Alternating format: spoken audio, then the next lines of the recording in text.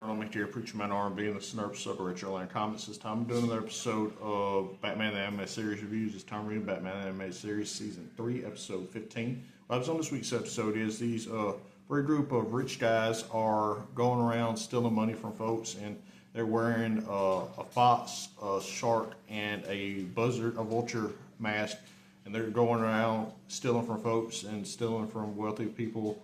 And trying to find out it's these three rich brothers that Bruce knows, and he has to figure out what they're doing and what's going on, and he's able to figure out to stop them in this episode. But other than that, that's all that really happened. My question for y'all is, now that Bruce has done figured out who these guys are and was able to stop them, what's going to happen with that? As always, Rob Burnham, here, Preacher Man R&B signing out. Guys, GG's awesome. Just been an episode of Rachel in the comments. See y'all next time.